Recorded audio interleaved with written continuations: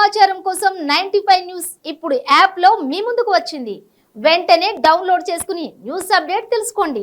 ప్రతి క్షణం ప్రజాక్షేమం కోసం 95 న్యూస్ స్పీడ్ న్యూస్ కు స్వాగతం.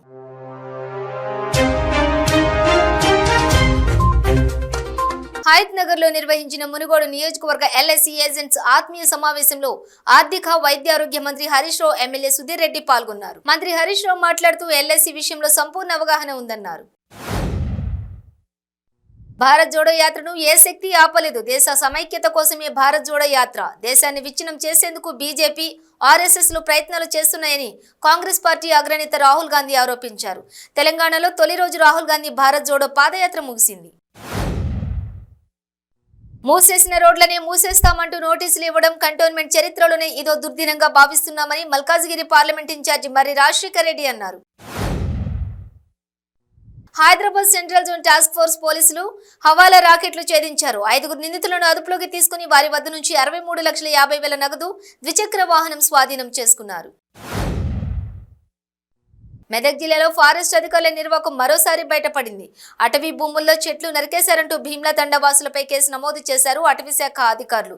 43 మంది గిరిజన రైతులపై కేసులు నమోదు చేశారు. జగిత్యాల జిల్లాలో ఘోర రోడ్డు ప్రమాదం చోటు చేసుకుంది. జగిత్యాల జిల్లా వెల్గటూరు మండలంలో కిషన్ రావుపేట గ్రామం వద్ద కారు, ఆటో ఢీకొన్న ఘటనలో 3 మృతి చెందగా ఒకరికి తీవ్ర గాయాలయ్యాయి. ఇంటెలిజెన్స్ రిపోర్టు పేరుతో వైసీపీ ప్రభుత్వం రాష్ట్రంలో మరొక అరాచకం సృష్టించాలని చూస్తుందని, ప్రజలను రెచ్చగొట్టి విద్వేషాలను రగల్చడంలో వైసీపీ నాయకులు దిట్ట అని, ఇంటెలిజెన్స్ వ్యవస్థ ప్రభుత్వం కోసం ప్రజల డబ్బులతో పనిచేస్తుందని జనసేన నేతలు ఆరోపించారు. అనంతపురం జిల్లా కళ్యాణదుర్గం నియోజకవర్గం పరిధిలోని సెట్టూరు మండల పరిధిలోని యాటకల్లు గ్రామ సమీపంలో రోడ్డు దాటుతున్న చిరుతను గుర్తు తెలియని వాహనం ఢీకొట్టడంతో చిరుత అక్కడే మృతి చెందింది. ఏలూరు జిల్లా నూజివీడు మండలంలోని అన్నవరం గ్రామంలోని ప్రదీప్ ఫైర్ వర్క్స్ క్రాకర్ షాప్ను జిల్లా ఎస్పీ రాహుల్ దేవ్ శర్మ పరిశీలించారు. షాప్ రికార్డులు, లైసెన్సులు పరిశీలించి ప్రజలకు ఎటువంటి ఇబ్బంది కలగకుండా జాగ్రత్తలు పాటించాలని షాప్ నిర్వాహకుడికి సూచించారు. పశ్చిమ గోదావరి జిల్లా నరసాపురం మండలం సీతారాంపురం గ్రామంలోని స్వర్ణాంధ్ర కాలేజ్ వద్ద రెబల్ స్టార్ ప్రభాస్ జన్మదిన వేడుకలు విద్యార్థులు ఘనంగా నిర్వహించారు. ఈ కార్యక్రమానికి ముఖ్య అతిథిగా మాజీ ఎమ్మెల్యే బండారు మాధవనాయుడు పాల్గొని కేక్ కట్ చేసి ప్రభాస్ కు జన్మదిన శుభాకాంక్షలు తెలిపారు. రాజన్న సిరిసిల్ల తెరాస జిల్లా అధ్యక్షులు తోట ఆగయ్య సొంత గ్రామంలో మంత్రి కేటీఆర్ కు వ్యతిరేకంగా ఫ్లెక్సీలు వెలవడంతో స్థానికంగా కలకలం రేపుతోంది. గతంలో ముఖ్యమంత్రి కేసీఆర్ దిష్టిబొమ్మను ఉరితీసిన ఘటన ఇంకా మరవక ముందే మంత్రి కేటీఆర్ కు వ్యతిరేకంగా ఫ్లెక్సీలు వెలవడంతో మండల తెరాస నాయకులు ఉక్కిరిబిక్కిరవుతున్నారు. శెట్టి బలిజ కులాన్ని వెంటనే మళ్లీ బీసీబీలో చేర్చాలని తెలంగాణ శెట్టి బలిజ సంక్షేమ సంఘం అధ్యక్షుడు గుత్తుల మీరా కుమార్ తెలంగాణ ప్రభుత్వాన్ని డిమాండ్ చేశారు. కూకట్పల్లి శాతవాహన కాలనీలో తెలంగాణ రాష్ట్ర శెట్టి బలిజ సంక్షేమ సంఘం నూతన కార్యవర్గ ప్రమాణ స్వీకారం జరిగింది. హైదరాబాద్ సరూర్ నగర్ పోలీస్ స్టేషన్ పరిధి కర్మన్ ఘాట్ మాధవ్ నగర్ రోడ్ నెంబర్ 7లో 4వ అంతస్తు నుంచి పడి మహిళ మృతి చెందింది. అచ్చంపేటకు చెందిన శిరీష నందనవనంలో గత కొన్ని సంవత్సరాలుగా నివాసం ఉంటోంది. సిద్దిపేటలో ఉపాధ్యాయ సంఘాలు నిరసనకు దిగాయి. నిలిచిపోయిన ఉపాధ్యాయ దంపతుల బదిలీలు వెంటనే చేపట్టాలని డిమాండ్ చేశాయి. పిల్లలతో కలిసి ఉపాధ్యాయ సంఘాల నేతలు పాదయాత్ర చేశారు. అమ్మ అటు, నాన్న ఇటు, మరి నేనెవరి వైపు అంటూ చిన్నారులు ఫ్లెక్సీలు పట్టుకున్నారు. నాగర్ కర్నూలు జిల్లా తెల్కపల్లి వద్ద ఘోర రోడ్డు ప్రమాదం సంభవించింది. వికారాబాద్ జిల్లా యాలాల మండలం జుంటుపల్లి గ్రామానికి చెందిన ఒప్పరి భీమయ్య కుటుంబ సమేతంగా శ్రీశైలం దైవ దర్శనానికి ఆటోలో ఉదయం బయలుదేరారు. శ్రీశైలం వెళ్లే దారిలో నాగర్ కర్నూలు జిల్లా తెలకపల్లి మండలం ఆర్టీసీ బస్సు, ఆటో ఢీకొని 2 మృతి చెందినట్లు సమాచారం.